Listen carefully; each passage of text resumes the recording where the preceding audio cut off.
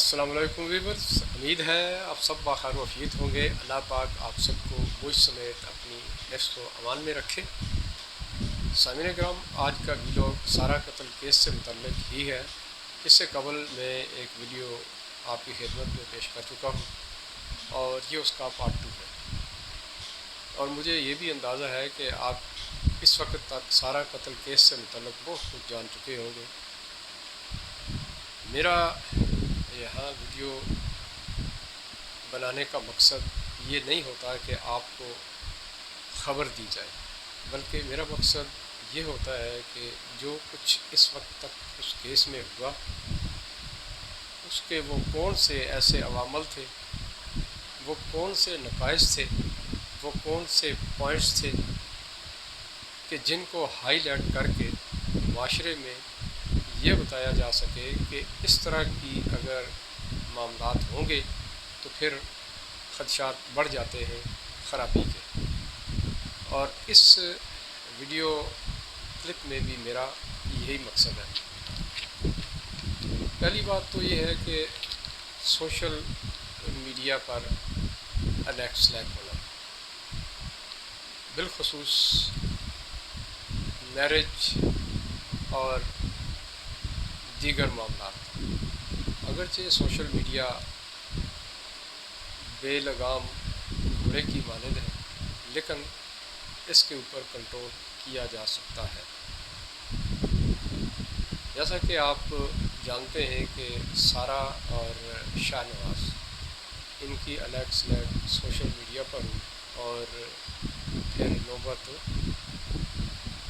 نکاح تک آئی۔ اس کے بعد جو ہوا وہ آپ کے سامنے ہے۔ آج ایک بڑی عجیب قسم کی بات سامنے آئی ہے کہ اب تک ایاز میر صاحب،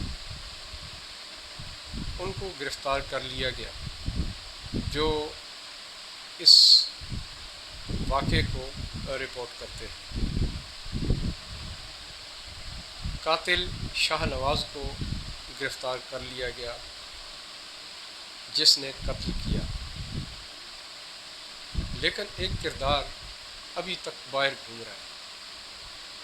ذرا سوچئے کہ وہ کریکٹر کون ہے، اور وہ کریکٹر ہے ثمینہ شاہ، جو اس وقت اس گھر میں موجود تھی۔ اور کیا وجہ ہے کہ سارا شاہ کو شامل تفتیش بھی نہیں کیا گیا تھا، انہیں فوری طور پر گرفتار بھی نہیں کیا گیا تھا، اور جب مقدمہ درج ہوتا ہے تو پھر انہیں وارنٹ گرفتاری بھی ملتے ہیں، اور آپ دیکھتے ہیں کہ آج وہ عدالت میں گئی ہے اور انہوں نے ضمانت قبل از گرفتاری بھی کروا لی ہے، یعنی عبوری ضمانت بھی 3 دن کے لیے ان کو گرانٹ کر دی گئی ہے۔ اچھا، مزے کی بات یہ ہے کہ جو اپلیکیشن انہوں نے داخل عدالت کی ہے، اس کے اندر وہ ذکر فرماتی ہیں کہ مجھے ایک میسج ملا، غالباً کوئی ٹائم اس کا 12:37 ہے۔ کہتی ہیں کہ اس وقت مجھے ایک میسج ملا، وہ میسج میرے بیٹے شاہ نواز کی طرف سے تھا۔ گھر ایک ہی ہے، یہ خیال رکھیے گا، گھر ایک ہی ہے۔ مجھے میسج ملا کہ میری رخصتی کر دیجئے، یعنی یہ جو محترمہ ہے سارا، اللہ ان کو جنت میں اعلیٰ مقام نصیب فرمائے، کہ سارا کی رخصتی کر دیجئے، یہ سارا کے والدین کو یہ پیغام دے دیں۔ تو اس سے یہ ثابت ہوا کہ سارا کا نکاح تو ہوا تھا لیکن رخصتی نہیں ہوئی تھی، ایک بات۔ دوسری بات یہ کہ اگر نکاح ہوا تھا اور رخصتی نہیں ہوئی تھی تو پھر اتنی کیا مجبوری تھی، یا ایسا کیوں ہوا کہ بنا رخصتی سارا شاہ نواز کے گھر میں رہ رہی ہے، اور وہ ایک روم میں ہے، 12:37 بھی ہو چکے ہیں، اگرچہ وہ اس کی نکاح میں ہے، اس کے عقد میں ہے، لیکن کچھ رسومات بھی ہوتی ہیں وہ بھی لازمی حصہ ہے خاص کر اس ایونٹ کا، اور ان کا تقدس بہرحال ہمیں رکھنا چاہیے، اس طرح وہ تقدس پامال ہمیں نہیں کرنا چاہیے۔ ایک تو بڑی وجہ یہ بھی ہے،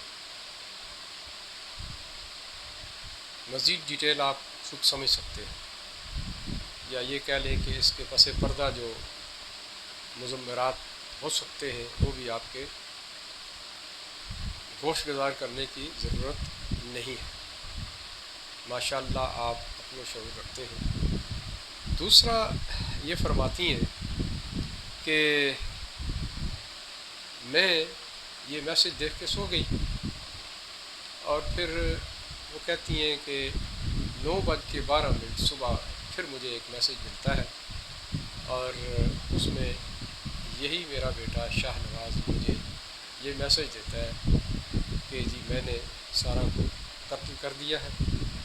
اور یہ خبر سن کر، یہ پیغام سن کر، یہ میسج کے واٹس ایپ کے میسج سن کر وہ محترمہ اس روم میں جاتی ہیں تو دیکھتی ہیں کہ سارا کا قتل ہو چکا ہوتا ہے اور وہ اللہ کو پیاری ہو چکی ہوتی ہے۔ یہ انہوں نے واقعہ بیان کیا ہے اس اپلیکیشن میں۔ سوال یہ پیدا ہوتا ہے کہ وہ واٹس ایپ میسج جو تھے ظاہر ہے کسی موبائل سے کیے گئے، اور جس جوڈیشل مجسٹریٹ کے ہاں یہ مقدمہ چل رہا ہے انہوں نے عبوری ضمانت جو ہے سوری کیوں دی؟ اگر عبوری ضمانت دینا ہی تھی تو وہ موبائل جس کے اندر یہ تذکرہ آ چکا ہے اور یہ دونوں انتہائی اہم قسم کے پیغام ہیں، ذرا سوچئے تو پھر وہ موبائل ریکور کیوں نہیں کیا گیا، وہ ضبط کیوں نہیں کیا گیا؟ یہ ایک خاص پوائنٹ ہے، اس کے اوپر بھی نظر رکھیے گا۔ دیکھتے ہیں آگے چل کے یہ کیس کس کروٹ بیٹھتا ہے۔ بہرحال یہ دو بڑے خاص قسم کے پوائنٹ ہیں، اور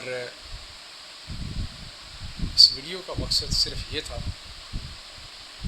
کہ جو واقعہ ہوا انتہائی اندوناک تھا، کسی کی بیٹی تھی، ہماری بھی وہ بیٹی تھی، بحیثیت مسلم جو ہوا اس کے ساتھ اچھا نہیں ہوا، درندگی کسی طرح بھی قابل قبول نہیں ہوتی، لیکن ساتھ ساتھ یہ کہ اس قدر ہمیں آزاد خیال بھی نہیں ہونا چاہیے۔ معاشرے میں کچھ کلچرل لمیٹیشنز ہوتی ہیں، کچھ حدود و قیود ہوتی ہیں۔ اگر نکاح ہو جانے کے بعد رخصتی کی جو رسم ہے وہ نہ کی جائے، اور نکاح کے بعد آپ ازدواجی زندگی گزارنا شروع کر دیں تو کوئی مذائقہ نہیں ہے، کیوں کہ نکاح شرط اول ہے، لیکن رخصتی کا عمل ایک خاص بات ہے جو سمجھنے کی ضرورت ہے۔ اس کے پیچھے بھی کچھ خاص حکمت ہے، یہ جاننے کی ضرورت ہے۔ جب آپ اس طرح کلچر کا بیڑا غرق کریں گے، لازمی بات ہے کہ وہ بچی تھی، اس کے والدین یہاں نہیں تھے، وہ کینیڈین پی آر رکھنے والی بچی تھی، اپنی پھوپھی کے یہاں تھی، اور اس کی سرپرستی کرنے والا کوئی نہیں تھا، نہ اس کا باپ تھا نہ اس کی ماں تھی، تو یقیناً وہ ایک انڈیپینڈنٹ لیڈی تھی۔